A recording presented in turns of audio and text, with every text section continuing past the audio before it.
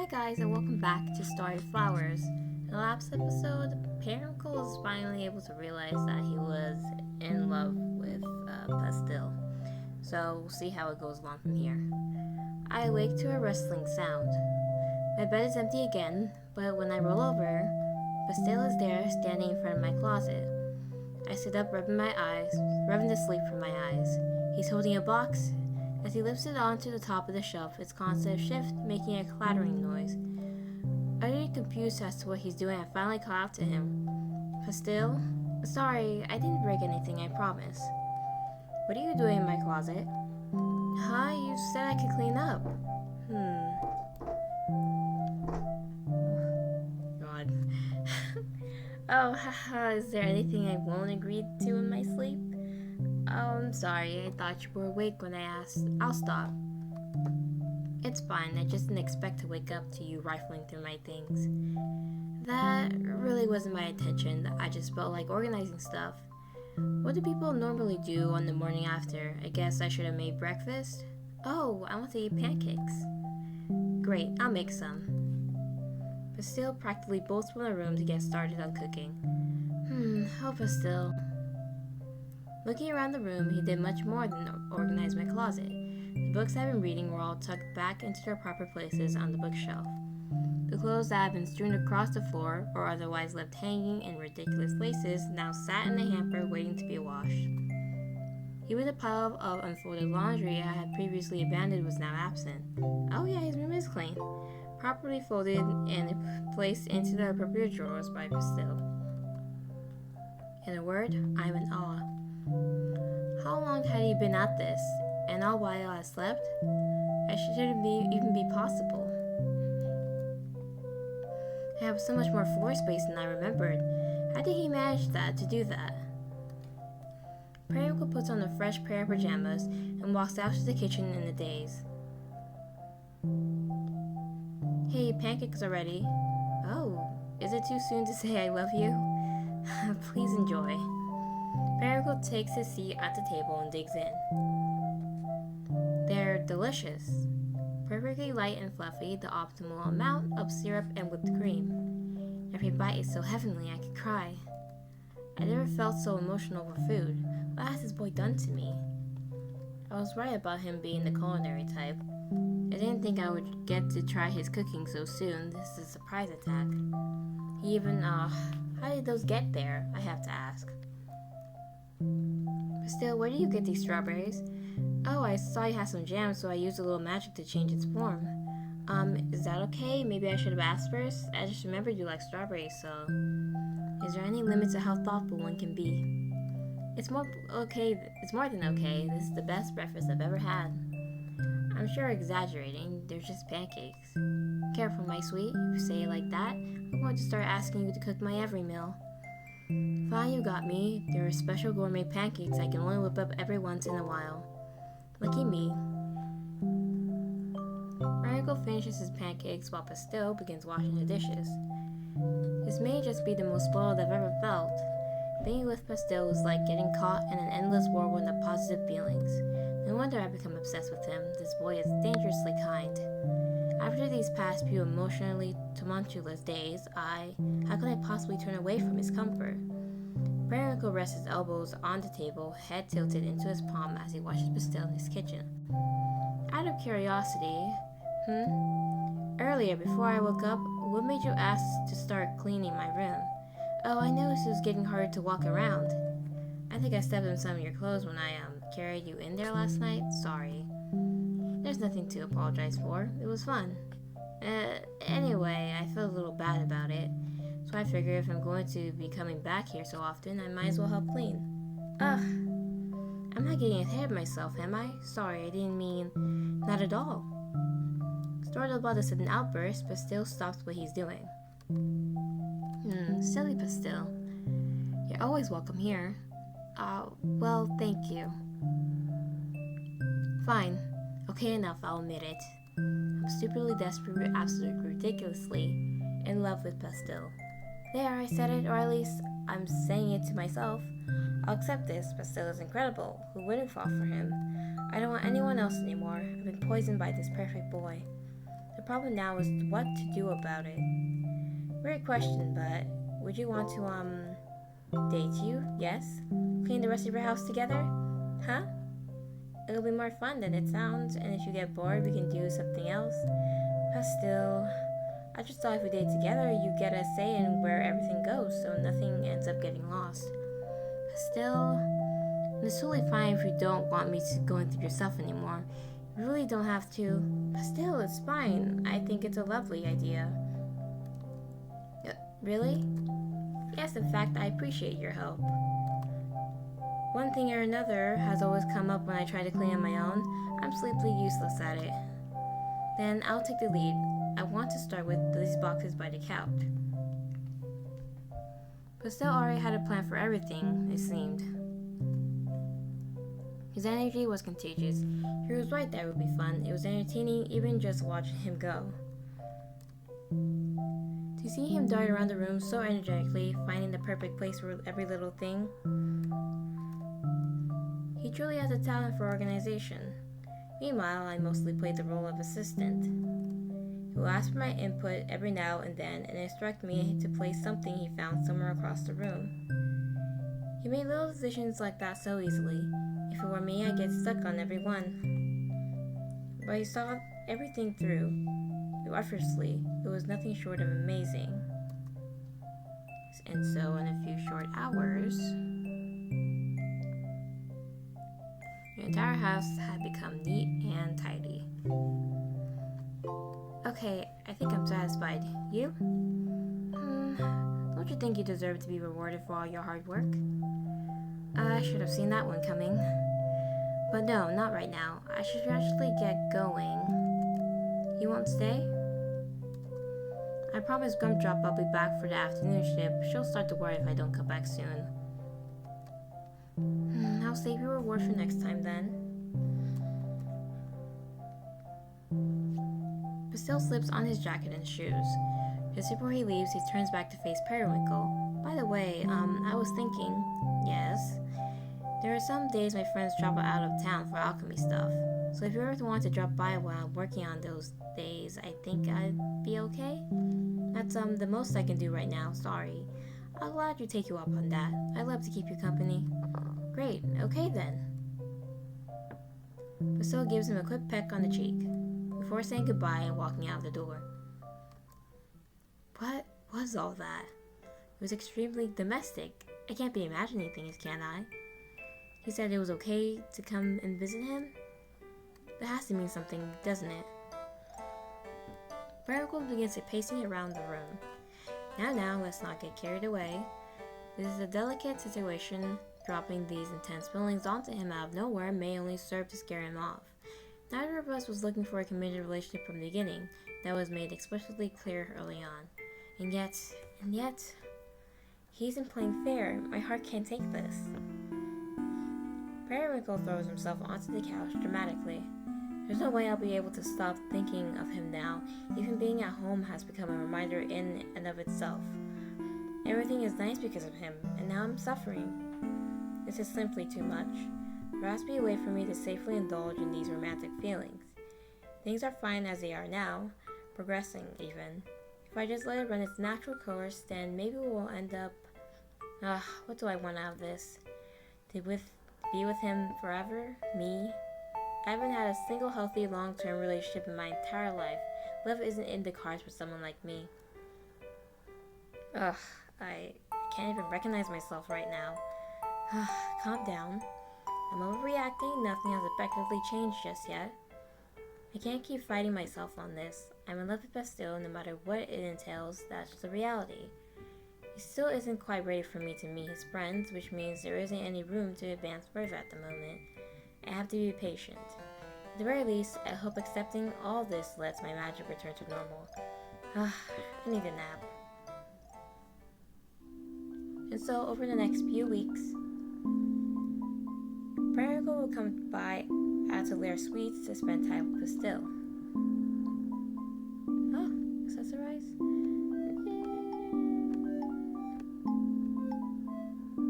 Let's just have blue flowers again. And light earrings. He always stood there so sweetly behind the counter, and then I would waltz in pretending to be just another customer browsing the aisles before meandering over to him. Others would stop in every now and then, but there was ample time in which I had him completely to myself. That's when I take the opportunity to chat. This place smells just like you, my sweet. I think it's the other way around. Do I smell like candy or something? Why else do you think I want to eat you up? Please don't say things like that when there are customers here. Customers, I don't see anyone. I know, I mean, just in general. You don't want to get turned on at work? That's not allowed. Our exchangers were mostly innocent, unlike other partners I've paid visits to in the past. He was very adamant about not fooling around at work. Not that it ever stopped me from teasing him about it. Periwinkle watches as Bastille, armed with a rag and a bottle of cleaner, sprays down the counter in front of him. I think I underestimate your love of cleaning. Are you making fun of me? This is my job, you know.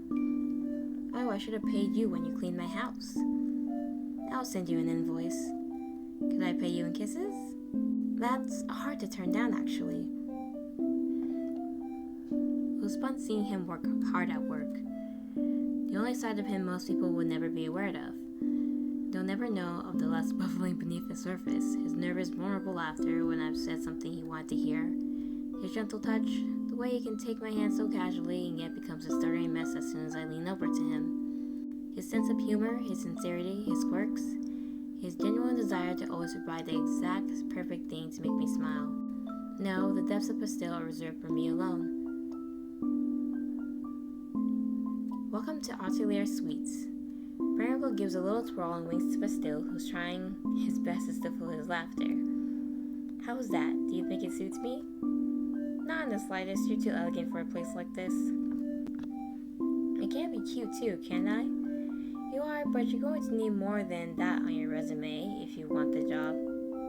What, you mean I can't get in through nepotism alone? Looks like you already have a successful career in another field. You're overqualified, so I'm going to have to turn you down. Oh, you're right. Besides, if you were my boss, we'd have to stop doing that. Perry! Oh god. I truly love him. Even the days we talk about nothing at all, I wouldn't give up for the world.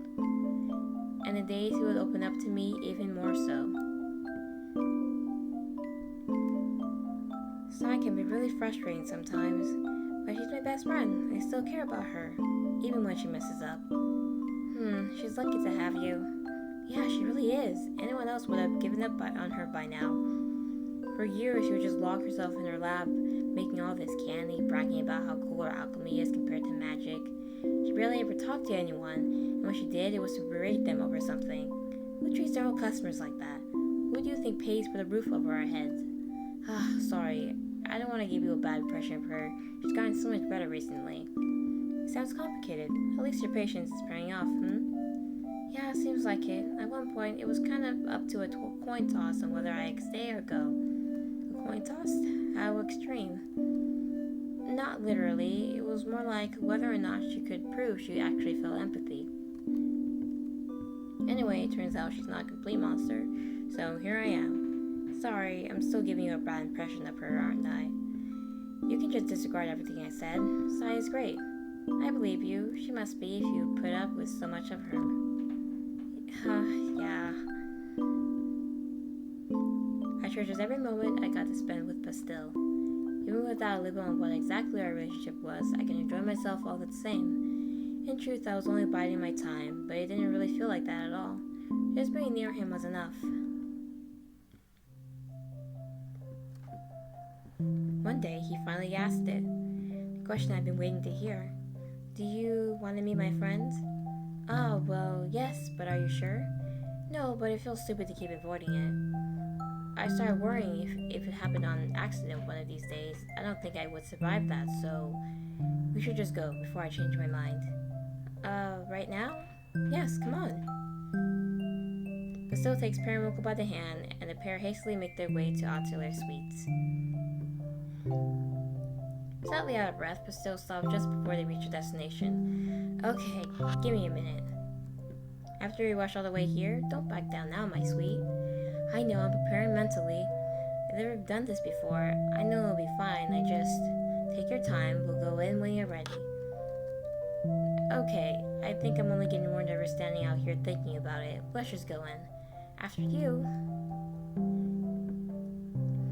Meeting itself was nothing memorable. Gumdrop was incredibly human for a golem made of candy.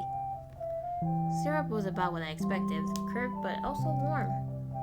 For all his build-up, the interaction itself was anticlimactic. A quick exchange of pleasantries before the candy alchemist called her golem back downstairs. It didn't feel real. Had I acted normal? Come across as my usual self? Yeah, it only just happened, but it's already a blur. I held Pastel's hand to the end, remembered that. He had been so nervous, I could practically hear his heart beating out of his chest. I understood that's how stressful it would be for him. I felt guilty at having put him through it, although the idea was his to begin with. He decided to go through that, for himself or for me. This seemingly mundane interaction that meant so much more for the both of us. Pastel? Sorry, I'm okay. I feel stupid having made such a big deal out of it. Of course, it all turned out just fine. It was important to you. We all get worked up over things we care about, don't we? Are you including yourself in this? You seem like you always have it together. Oh, am I having it that well? Anyway, we can go. How is he going to react when he discovers what a mess I've been? Still walks me home and promises to return later tonight. Things will move forward from there, won't they? Or is it too soon? Maybe it's too much for one day. I don't want to add to his stress. Ugh, why is it so difficult? His perception of me could be totally distorted, tarnished. But that's a risk worth taking, isn't it? It's still clean. That night, Periwinkle laid on the floor in the middle of his living room and waited. I expected this night to come eventually, and yet I still don't feel any more prepared for it. Periwinkle idly tapped his wand to one of the candles on the table. Still peachy, the curse is not yet lifted. Pastel's knock finally comes, and Periwinkle rises to answer. Oh, it smells nice in here. Is that your magic? You like it? It's my latest specialty.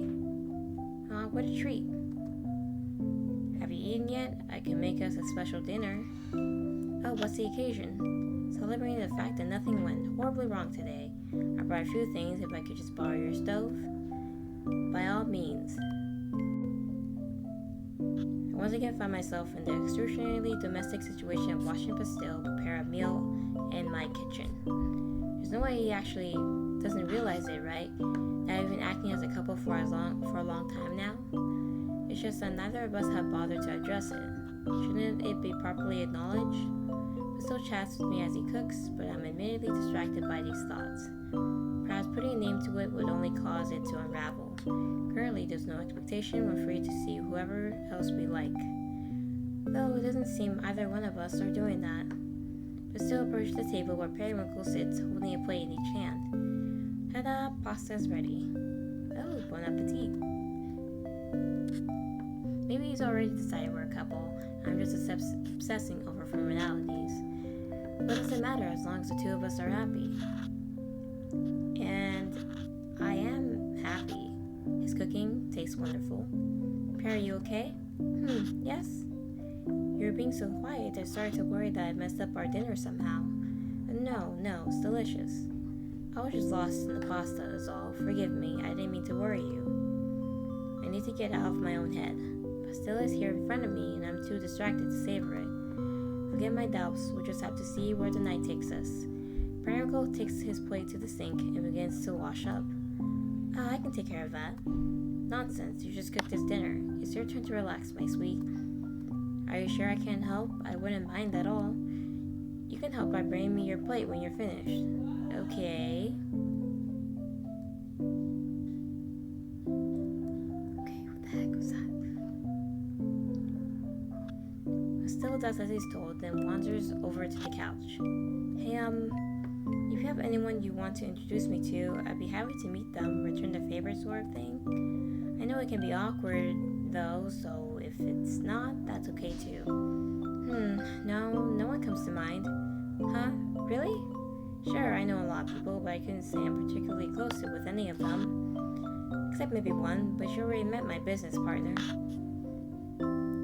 Oh, at the I still can't say this word right. Apothecary, right? Precisely. What's with that look? No, nothing. I just don't know what to say now.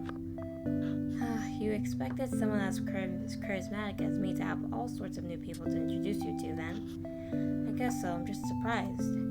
I really like being around you, so I expected that to be true for your other friends too.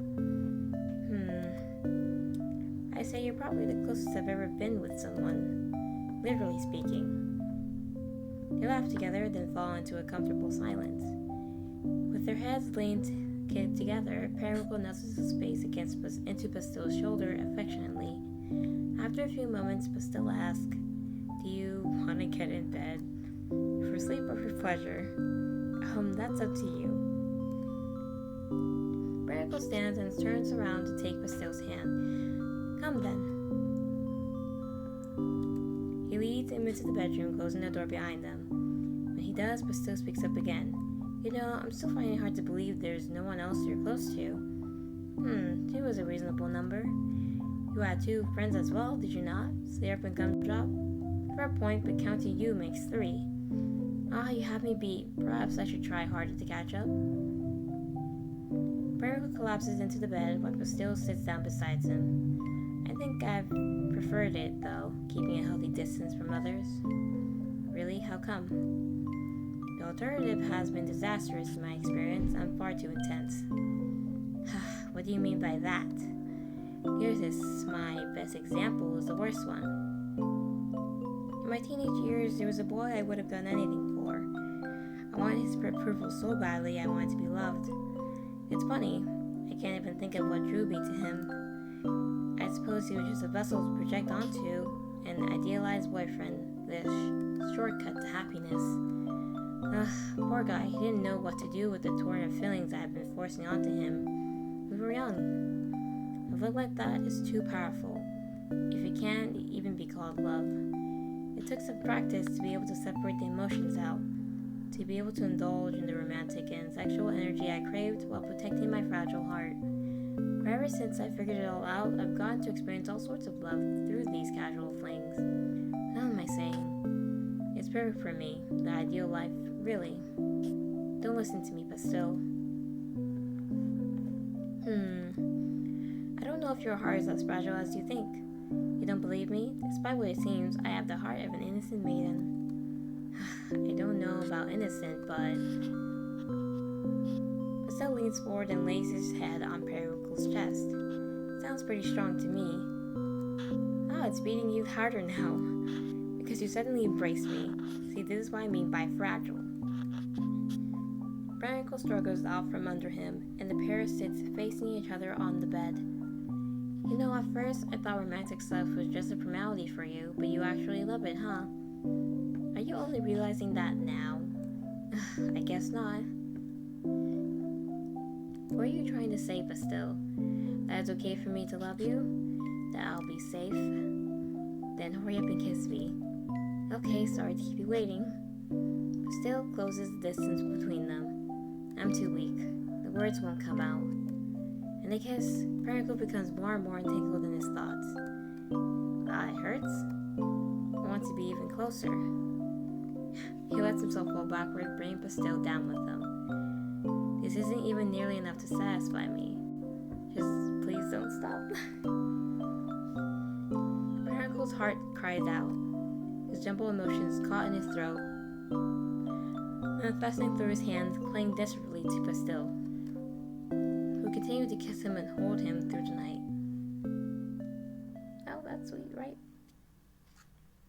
Chapter 7, Shooting Stars. The next morning, Periwinkle steps out onto his doorstep with a heavy sigh. If I lay around in bed all day, I'll only feel more miserable. Well, that sucks. I need to stop avoiding my work. I have to talk to Astragalus. She isn't going to be pleased with me, though. How long have you skipped work? Holding his mantle tightly, he makes his way to the apothecary. When he arrives, Ostragolas is preoccupied with arranging some of her merchandise.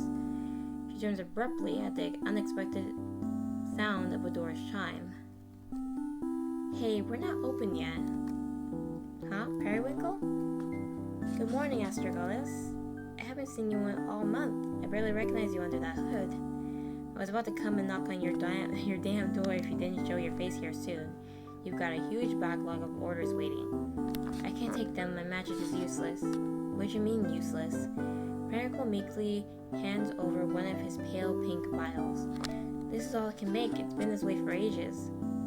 Let's see. Ostragolas can screw the top, and the eyes Periwinkle's suspiciously for giving it a swift. Ugh, that's powerful.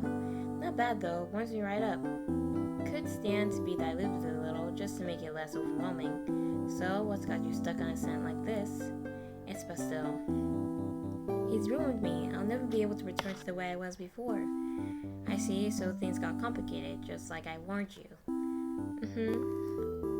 I love him so much, I think I might die. Come on, back room, now. Periwinkle nods and obediently follows Ostragolas into her private office. Quietly takes in his surroundings before she suddenly turns to him with a raised finger. Don't touch anything. Ostragolas drags a beanbag chair out from the corner and plops it in the middle of the room unceremoniously. Sit. It's dusty. Ugh, you're such a diva. She gives it a couple good smacks, beating the dust into the air instead. Now sit. Very well. He complies and Ostragolas spins her office chair around to face him. Alright, Periwinkle, here's what's gonna happen. I'm gonna brew some tea, and you're gonna explain everything from the beginning. Explain what? About Pastel, even the stuff I already know. Everything from the top. Everything? Skip the bedroom details, obviously. Just walk me through anything important that happened since you met. I don't want to. Relieving it all is only going to make things worse. Ostragolas stands and walks over to her kettle to start the tea. Alright, you lovesick dolt. You want to know why exactly your magic's been stuck like this? It's because you don't have an outlet for all those emotions. So you keep bottling them up, literally I guess, and all that comes out because it's all there is inside you. So let it out. What, you think I'm gonna judge you? No, I don't know. Would you rather spill it all to him instead? I can't, it's too much. And tell it to me, a neutral third party. Actually, I can't say that I'm neutral. I need to find a new supplier if you couldn't fill my orders anymore. I do feel a little more at ease imagining this all a business matter to you. And just think of it like that. Ostragolas pours their tea and returns to her seat with 2 mugs in hand. With a heavy sigh, Periwinkle finally relents and begins his story. Alrighty, and I'm going to end the episode here for today.